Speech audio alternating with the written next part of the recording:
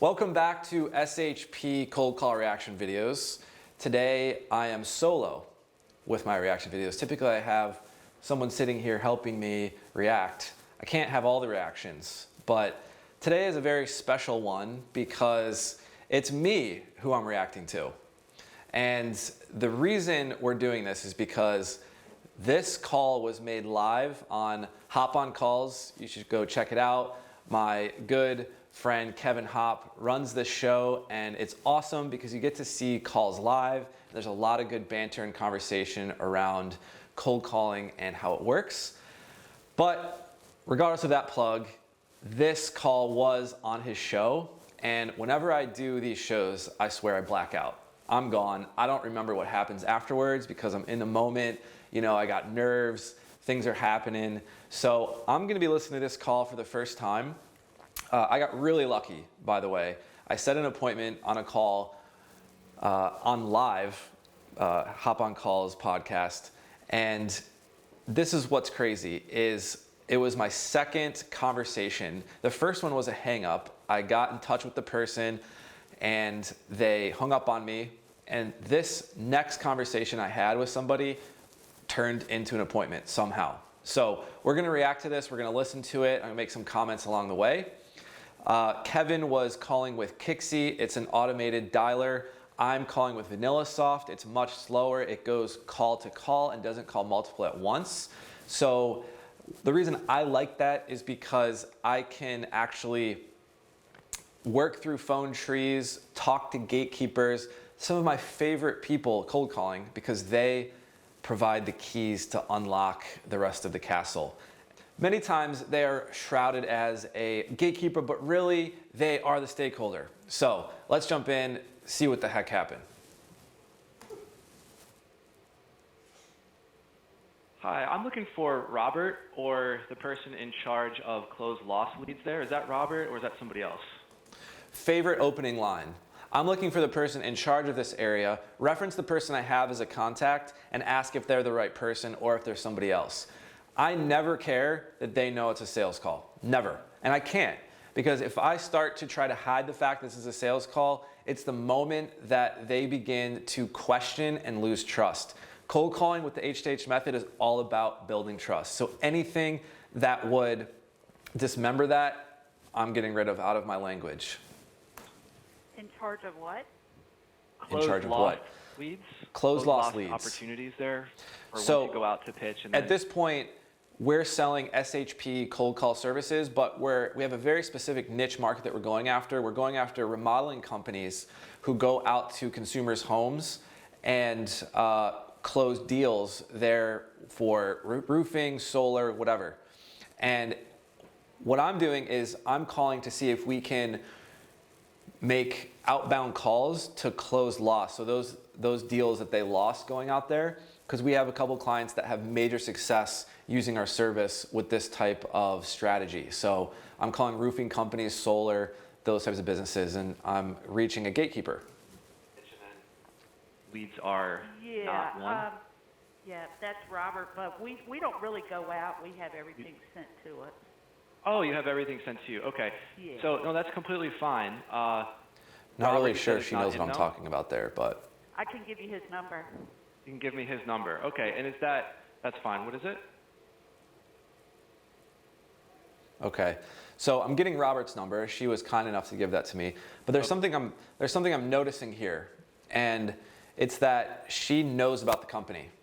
Did you notice how she kind of made it her place to say, oh, we don't really do that. We actually, work just comes to us. And also, I know Robert. So first of all, she's close to this person, Robert, somehow. And two is that she knows a little bit about how their business operates. That's a signal for me to know that there might be some stakeholder in the Venn diagram here of gatekeeper and decision maker. Okay. That sounds great. And is that his cell phone number? Yes, yes. Okay. And what was your name, just so I can let him know that I spoke? Your name is Robin. Awesome. And what was your position there, Robin? Owner. Okay. Probably the most crucial part of the conversation. Because I'm so focused on gatekeepers and how important they are in cold calls and maximizing the number of DM conversations that you can have, this was a critical point. I could have just went right to Robert and called that number. But instead of, before I went there, I just took a chance and asked her what her position was. And what did I find out? She's an owner. So what I gathered later is that I believe this is a business where she's part owner and so is her husband, who is the other side, who happens to be Robert as well, from what I gathered later. And so at this point in the conversation, it might transition to something else other than a gatekeeper conversation. You're the owner, okay. Well, maybe you could help as well. We are and this is Ryan, by the way, on a recorded line. We're a US-based sales development company. We do cold call appointment setting and other types of calls for remodeling companies, mostly to help them kind of win back some of those closed lost. So even if you don't go back out there, we can call them again to see if it would be a good opportunity. Do you have a process or partner for resetting rehash right now, or have you considered it? Okay, so interesting transition. I went from identifying her as a gatekeeper to identifying her as a stakeholder and definitely a decision maker at some level, and went into my pitch. So if you noticed, I did follow H to H here. I'm following the consultative format. So what that means is I am going through more of a opening through a quick proposition, and I'm saying a statement to get them in the right frame of mind of what I do, and then going into a question, which is our hone-in. So, I asked if they have a process for this, if they've considered it. And so at that point, I'm re-engaging, getting them to start talking, and now we're in an actual conversation with the decision maker. Honestly, we've got more than we can handle right now. You got more than you can handle. That's amazing. Is it more because of the season, or is that because you guys are just awesome? All right, so at this part, I did kind of go off the top of my head there. She said, yeah, we have too much work. So this kind of went into more of an objection rather than following my script. And that's okay. Sometimes they go off here because, they have something else that's more priority for them to say that might steer the conversation in a different direction. And you have to be ready for that. If they say they already have as much as they can handle, that's an objection where it might make it hard for the caller to figure out a way to continue. Oh, they're doing great, they don't need me. No, remember, our goal in a cold call is not to sell the product or service, it's to sell the next step. I just want to spark interest and see if there's a way it would ever make sense. So that's why I'm trying to gather more information. Why do they have so much work right now? And so that's kind of the direction I'm going. Is it seasonal? Is it because they're awesome? And we'll see what she says. We're pretty awesome, actually. You're pretty awesome. No, it sounds like it. It's just, what do you call it, return business, same contractors. We do contractors. Are you mostly B2C or B2B with your roofing?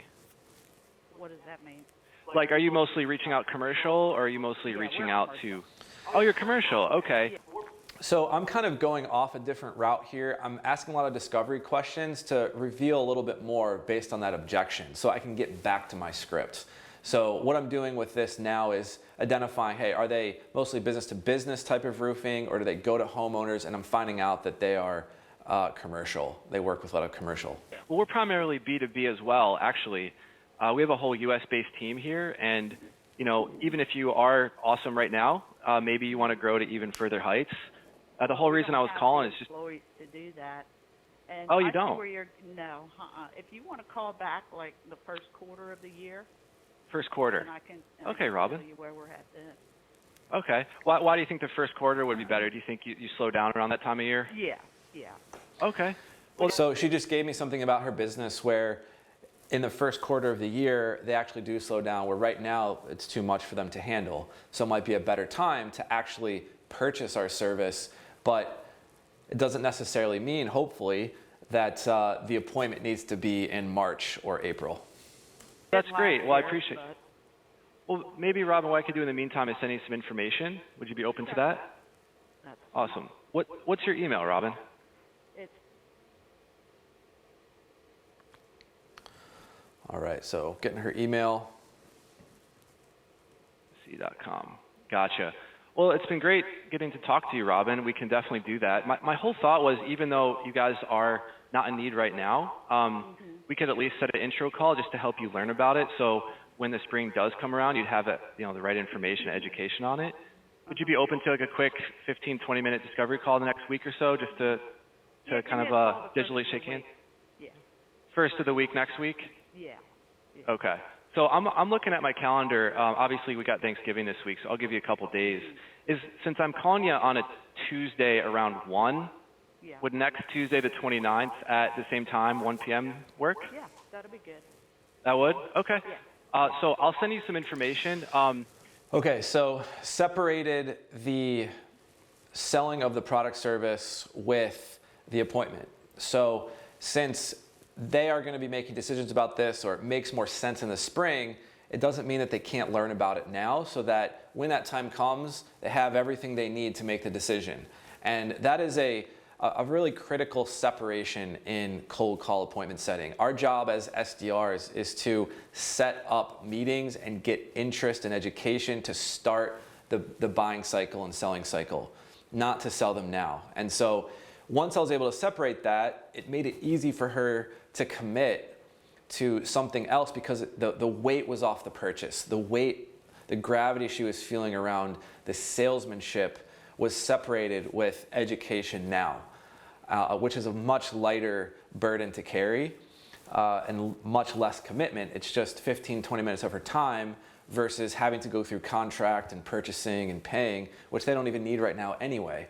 So now it's about helping them get all the education they need, and we're able to close the appointment for the same time the following just week. One quick question before I let you go. What is your current lead gen process? Like, how do you have so many awesome leads?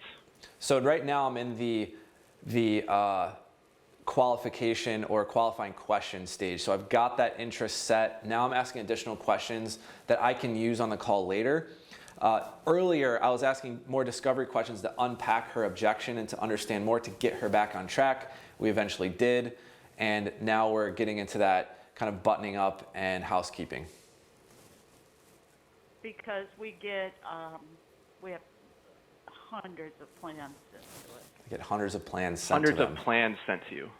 Yeah. Man, how does everyone know about you? Yeah. You guys are Well, really... I've been around for a while.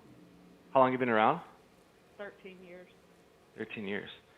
Awesome. And have you ever worked with an outreach company before, like onshore or offshore? You haven't? We really Okay. haven't needed to. No, that's fine. Understood. Well, Robin, I really appreciate your time. I don't want to take any more of it up. You've been very gracious. And next Tuesday, the 29th at 1, we'll meet. I'll send you a Google Meet invite, and we'll talk then. All right. Thank you. Thanks so much, Robin. Bye-bye. Bye-bye. All right, there you have it. Let me know what I could have done better. Maybe there's something else that you saw that I could have done. I think the call went rather well. There's a couple key moments in there, I think, that helped me to secure that interest and the appointment. And I'm excited to see what comes of this, to see if we can really nail that down in the spring. So let me know your thoughts. Thanks for coming by Cold Call Reactions, and see you next time.